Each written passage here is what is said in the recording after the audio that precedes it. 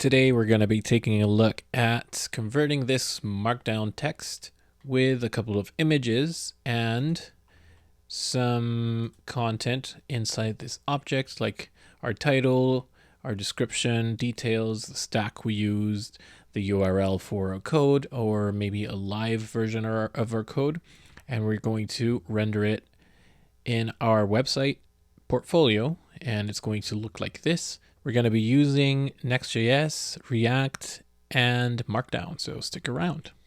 Hello and welcome. I am back building this beautiful developer portfolio, trying to update my old code from about 4 years ago to a more modern React framework that is Nextjs. So let's take a very quick refresher of what we're doing here, and then let's go for it. So this is the local version of the website, of the full website that we have been building over a couple of days now. The full version of this is here, so you can take a look at my website.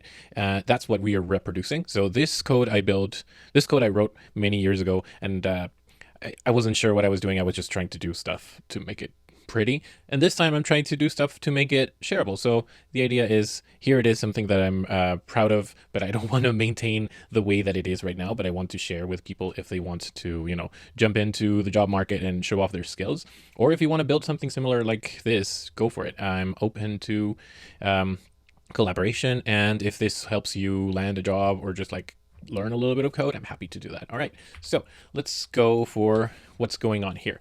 Very quickly, package.json. Oh, sorry, before we get to that, let's go to GitHub and make sure that we are looking at the same code. If you look at my GitHub and you check out dev portfolio, there's a branch called Nextjs. That's where we are working. So this one has all the commits that I've been doing lately, ever since I started changing the dependencies from Gatsby.js into Nextjs until the last session that I did on Monday, 2 days ago.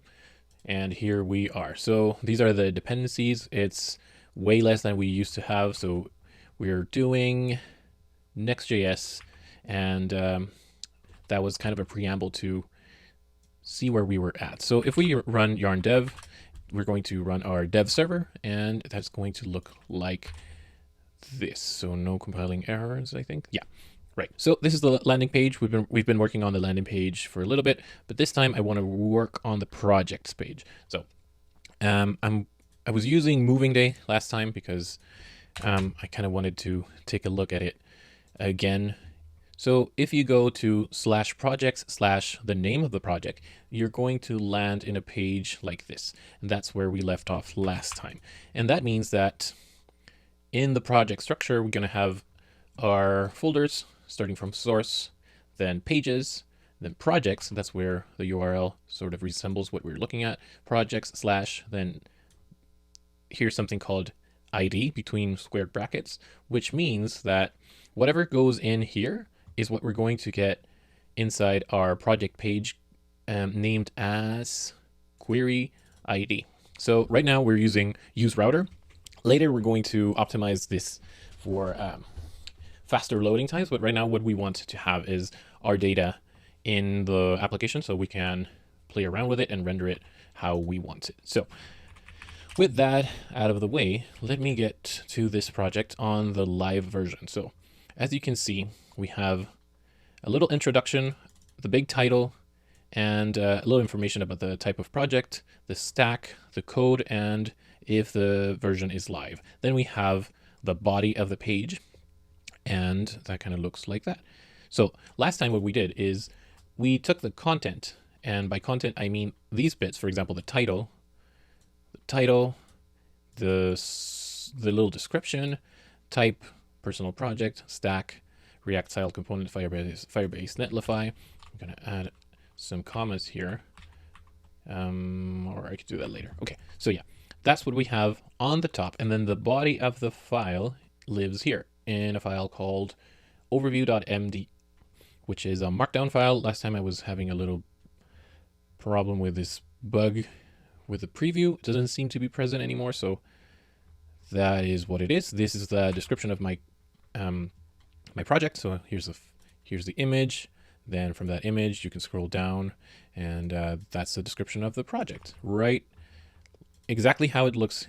Well, sorry, exactly all the data that we have here. And now, if we go back to the version that we're working on, nothing seems as pretty.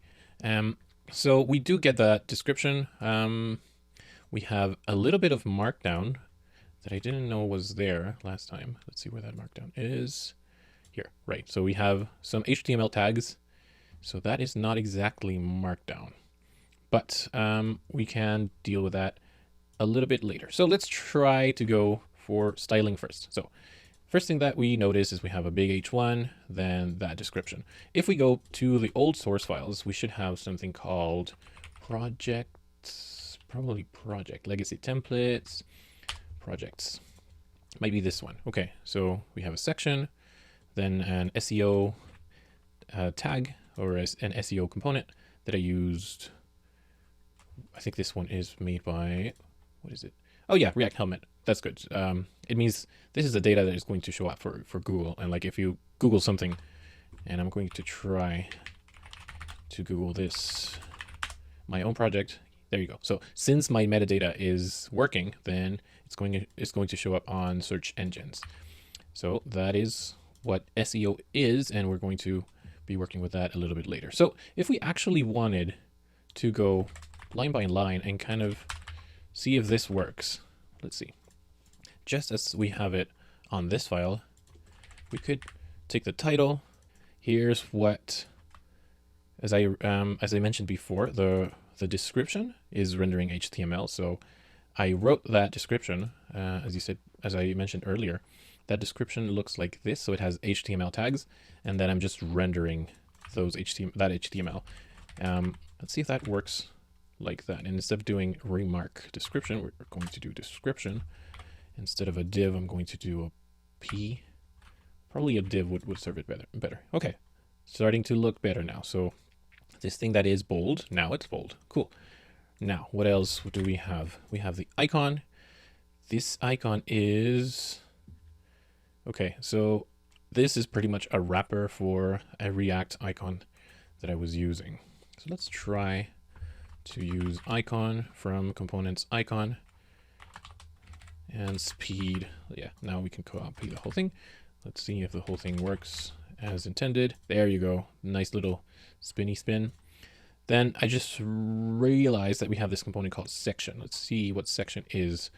Seems to be a styled component, pretty complex, and it accounts for some classes like the spinner, contact box, and so on. So I'm going to try to use it as is and see section.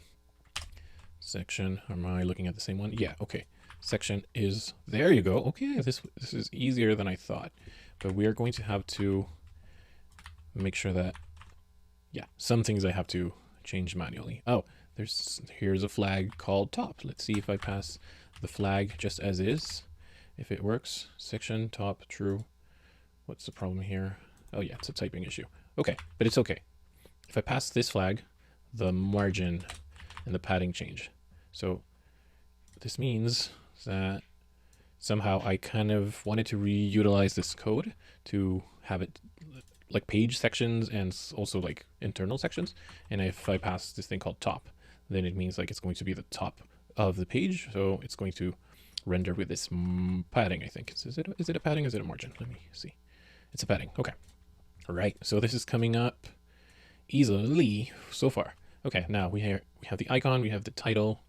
Time to read project details. Now this is where it might get a little hairy. Okay. I'm going to put this on this side so we can see what's going on. Now let's go for icon. We have icon project details. So let's see what project details is. It's a styled div with a media query, and it's making sure that H3 and that div is styled properly. So let's go for that as well. Okay. So I closed that by mistake, but let's go for it again. So we're doing project details, and that takes the type, and so on. So after icon, we're going to drop some, I'm going to leave a little space, project detail. Oh. The import is not working because, why? it comes from the same file as section. So I'm just going to assume that that's what it is. And I'm going to grab this. Let's see if type is there. We don't have type. Oh yeah, details type. So now we have to grab from details. I'm going to destructure type. Oop, let's save that. Type. What is the problem here? Element type is invalid. Okay. Type. Oh yeah, it's not being exported. Okay. It's not coming from the same file. It's coming right here. Oh, that makes more sense. So I'm going to grab this whole component, styled component, going to paste it here. I'm going to actually paste it at the bottom of the page so it's easier to see. And then later I'm going to move it out of this file. Right. Okay. So now it's rendering better. So we have type, we have div type, h3 type, div type. Now let's grab this biggie. Ooh, this one's going to be interesting. So after that div, we have sibling, and we have this show more.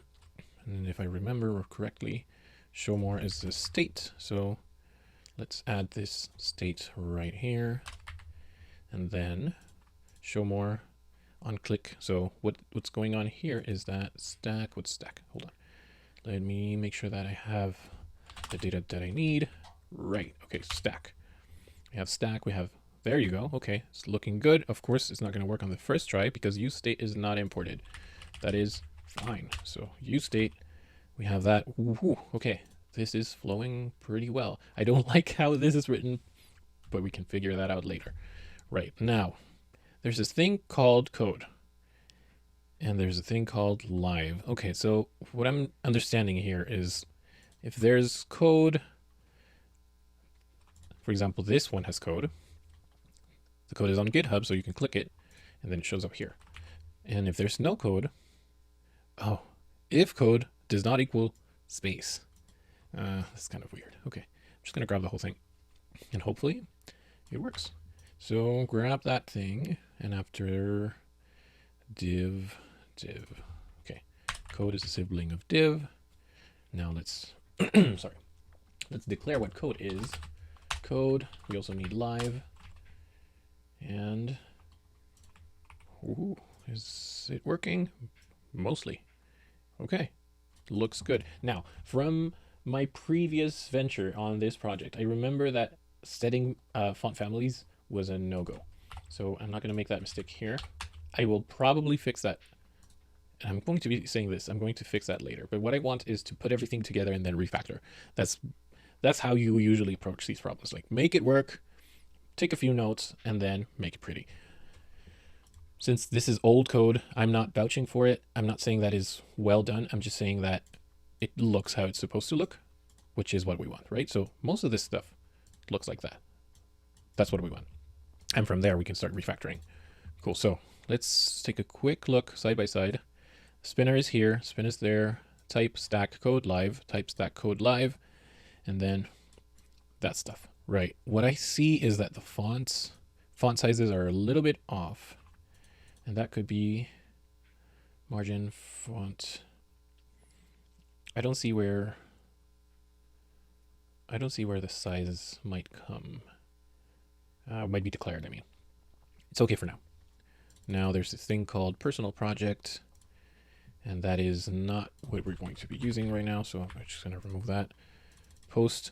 Last session, I added this thing post just to make sure that my router query was being read correctly. So if I go to projects/example, then post in the bottom should be post example. So this is just reading what we have there.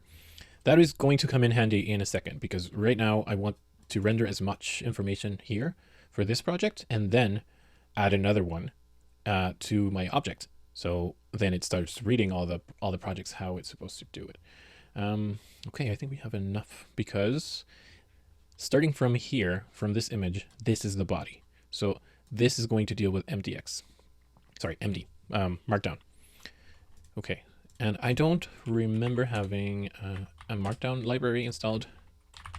I don't. Okay, let's see. And it's now time to research. Nextjs Markdown. Native platform. This looks like an add. Markdown and MDX. Cool. P strong. Markdown is lightweight markup language. Sure. You write this. This is the output. Exactly what we're looking for. MDX is a superset. Fine. We're not going to use MDX right now. Next.js can support both local MDX content inside your application as well as remote MDX files. Fine. Next/MDX is a package used. Okay, let's install that. So let's grab this thing. I should probably get off Yarn. Someone mentioned that. Well, at least not use Yarn 1. I mean, it's not the end of the world. It's like, it's fine. Don't get package shamed. Unless there's like security vulnerabilities that you're not aware of. But it's fine. Okay, right. So here we are now. We installed that, and now create MDX components.tsx file at the root of your application, the parent folder of app or source. Cool. We can do that. Source. We're going to create MDX components.tsx. Drop that there. And then let's copy this thing and read it as we save it. So use MDX components. Good. Is it working? Well, still working. Let's refresh. Refreshed correctly. Now update Next.js config. Next.js config should have page extensions. Configure pages extension. Optionally add other Next.js config below. Module exports with MDX. All right. Let's see where we're going to fit this. This looks like an object at the root. So I'm going to assume it's going to work fine if I just drop it here. And then with MDX module export, I'm going to pass this to with MDX and require. Let's see if this works. Oof. Config files end up being very messy. And that is not something that has been solved properly. Did it break it? Let's see. I'm going to stop the server and restart it just to make sure that it's working. And it's taking a little bit of time. Right. Let's go to the correct route. It's compiling. It compiled. There you go. Okay. Cool. Now back to the docs.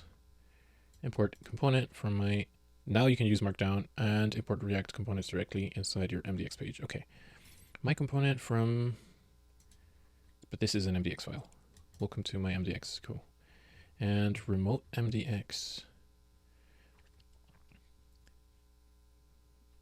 Right. Okay. So this is going to render my MDX as a page, if I understand it correctly. So we're not using the app router. We're using pages router. I don't know if this is going to change anything, but always make sure that if you're reading the Next.js documentation, if you're using pages router, go to the pages router.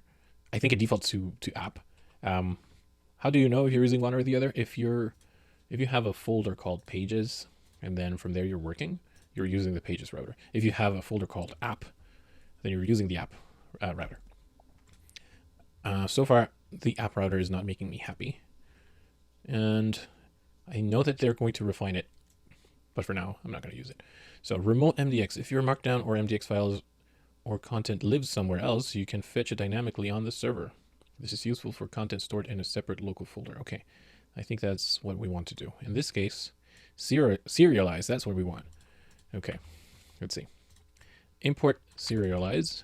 I think this is what it's going to translate our MDX. Then MDX remote serialize the result. Interface prompts. Okay, let's import this interface. Export default function, remote MDX page, prompts, export async function gets static prompts. Okay. Let's see if this works. What we're trying to do is we're going to use get static props. So it's going to call this function on the server. Do we have to install this? Probably. Okay. Yeah, what I'm seeing here is this function is going to be called on the server, and then whatever it returns is going to be returned as props. So that is going to be MDX source right there. And I probably installed the wrong dependencies. Did I not? MDX remote. I don't see MDX remote. Well, kind of have to install this and install the other one. Yarn add next MDX remote. So this one should not be red anymore. Is it not? Okay, cool. Now, if I understand this correctly, I have to fetch, then read the text and serialize it. But how can I fetch this as an internal file? So when you create a new MDX page, this is not what you want. I think what has to happen is something in between those things. So whatever fetch, whatever the result of fetch is, that's what I have to grab. So how can I fetch this empty file? Well, let's figure it out. Moving J, here. So we have that object with the content. I have it here. Serialize content here. Cool, content. Now, here I have overview.md. Let's see if I can import, kind of lives next to content. So instead of moving the content, I'm going to do moving the overview.md. And this one, import empty file as, import everything. I don't know if this is going to work. Empty file. Import empty file from that. So this is the file. And instead of doing fetch, res, serialize, let's try that. Oop. That is trying to work as a function. Right. Let's see if I do that. Empty file dot default. Oh, this is not going to work. Okay. Let's see if this works at all. Error. Okay. Unexpected token. See, I could chat GPT, but let's try one more doc. And if not, I'm just going to go for it. It's not that I don't use it, is I want to use it less. Here, okay. Oh, I see. Pages router. Well, tracing in mono repos, no. Okay, let's do a little different. We already have a folder called content, so I'm just going to reuse that for now. Content slash overview.md. So content, let's call it projects slash moving day slash overview content, new file, and let's call this projects slash moving day slash overview.md. Okay. Nice thing about VS Code is it copies the whole, it creates the file if you just keep adding slashes to the path. So that's what I want. And now I'm going to save this one. Hopefully it still works because I just moved the file. So overview on the root's not happening anymore. There you go. So it's looking for images that are not there. But if we just take these images, whoop, copy, pasty paste, and let's see if it reloads. Cool. Okay. The pages, the assets are there. Filters, map, overview.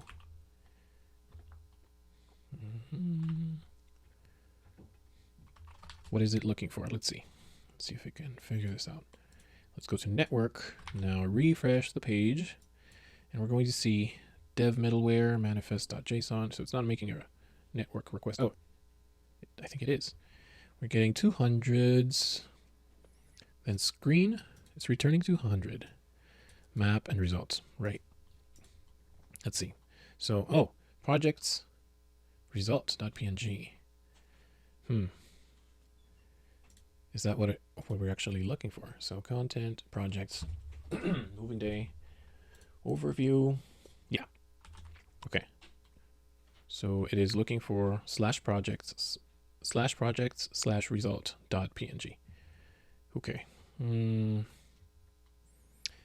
I could try to solve that by moving the images to this location.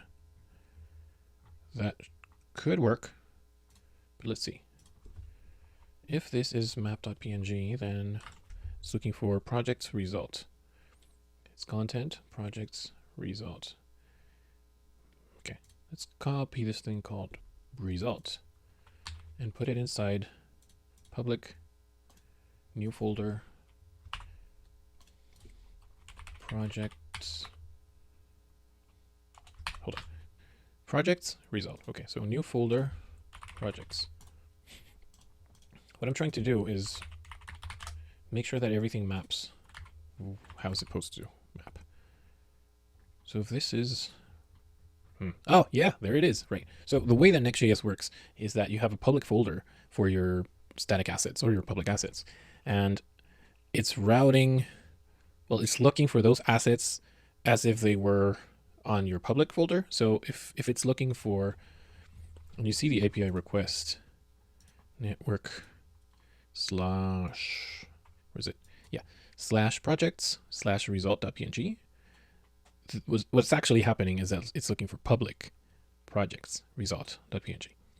So next thing that I kind of have to do is all these images should be inside moving day slash that, moving day slash that, and finally moving day slash screen. Okay. So I am kind of getting messy with map filters. Yeah, I'm getting messy with my assets. I'm saying that because I have them in too many places and I have to move them. Moving day, paste that there, results don't live here anymore. Let's refresh. So I moved all the assets, all the static assets where they're supposed to live, and I'm making sure that this thing is using, oh, too many slashes. Moving day screen, results page, moving day screen, oh, there it is. Nice. Moving day, too many slashes, moving day.map. Okay, is that it? There you go. So we have 1 picture, 2 picture, 3 picture, and we're done. This is looking way better. So a few things that we have to check, and I'm going to leave for the next session because this one has been a little harder than I thought. There's some padding going on the original page, some H1, some margins, and that is probably being set with some kind of class name on the CSS. Yeah, we can do that next time.